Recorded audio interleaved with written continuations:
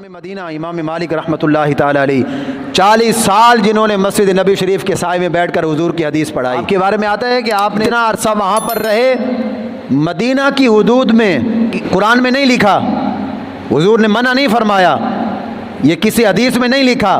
आज जो लोग कहते हैं ये कुरान में कहाँ लिखा है, हदीस में कहाँ लिखा है, हमें हमारे बुजुर्गों ने अदब करके दिखाया है। इमाम मालिक इमाम मदीना रहमतुल्लाहि ताला अलैह मदीना में रहे, आपके बारे में उलमा ने लिखे मदीना की हुदूद में कभी कज़ाए हाजत ही नहीं फरमाई।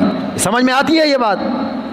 आपको जब भी कज़ाए हाजत की ज़रूरत पेश आती है, आप मदीना की हुदूद से बाहर तशरीफ़ ले जाते हैं। हालांकि कोई मना नहीं है, कोई गुनाह नहीं है, लेकिन अदब इतना था। 40 साल आपने हुजूर की हदीस पढ़ाई, उलमा ने आपके बारे में लिखा।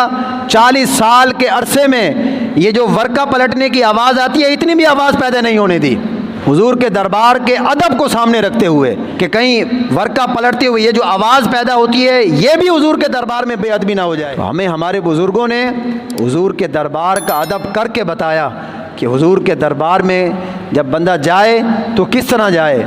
आज तो सेल्फ़ी का दौर है, आज रोज़ा रसूल की तरफ पीट करके लोग सेल्फियाँ लेते हैं, हुजूर के रोज़ा मुबारक मुआजा शरीफ की तरफ पीट करके तस्वीरें ली जाती हैं। वो दरबार के जहाँ ऊंची आवाज़ हो जाए तो उम्र भर का सरमाया ज़ाया हो जाता है। आज लोगों ने उस दरबार का क्या अदब किया। इमाम मालिक जा रहे हैं, मदीना की गलियों में आपका गुज़र है, आपके शागिर्द के साथ हैं, दीवारों को बोसा दे रहे हैं। गिरदों ने पूछा कि उस्ताद गिरामी ये आप क्या कर रहे हैं, दीवारों को चूम रहे हैं आप। आज तो लोग अंगूठे चूमे तो उस पर भी दलील मांगते हैं।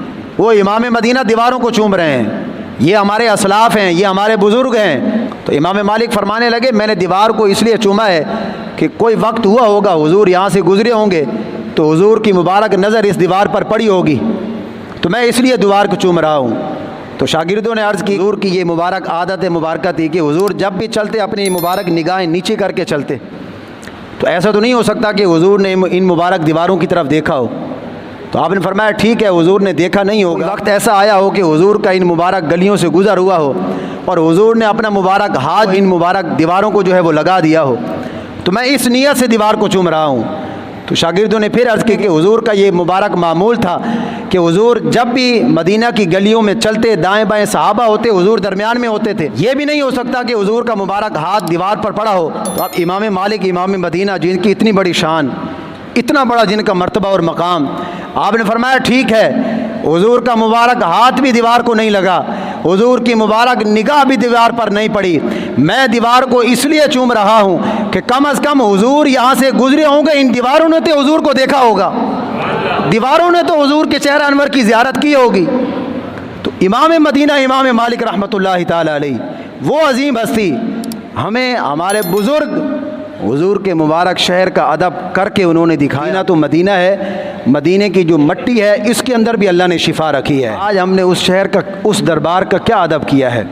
आज गली में, मोहल्ले में, चौराहों में बैठकर कोई भी बदबख्त उठकर जो है वो हुजूर के बारे में बकवास करे कि हुजूर तो हम जैसे हैं, उनके भी हम जैसे हाथ मांग, इंसान के लिए बदबख्ती की दलील है। वो अजीम हस्ती जिनके लिए अल्लाह ने कायनात बनाई, लौला कलमा खलक़्तु रबूबिय्या, ऐ महबूब आप ना होते तो अल्लाह अपना रब होना भी ज़ाहिर ना फरमाता। तो जिनके लिए अल्लाह ने अपने आप को ज़ाहिर फरमाया, तो वो कायनात की सबसे अजीम हस्ती, उस दरबार का अदब ये सबसे बड़ी चीज़ है। अदब है तो सब कुछ है, अदब नहीं है तो सारी नेकियां बर्बाद हैं, कुछ भी इंसान के पल्ले नहीं है। अल्लाह हमें उस दरबार की बाअदब हाज़िरी नसीब फरमाए, बेअदब नहीं बनना। अल्लाह हमारे दिलों के अंदर ताज़ीम मुस्तफ़ा, अदब मुस्तफ़ा पैदा फरमाए। हुजूर के सहाबा व अहले बैत का अदब अल्लाह हम सबको नसीब फरमाए।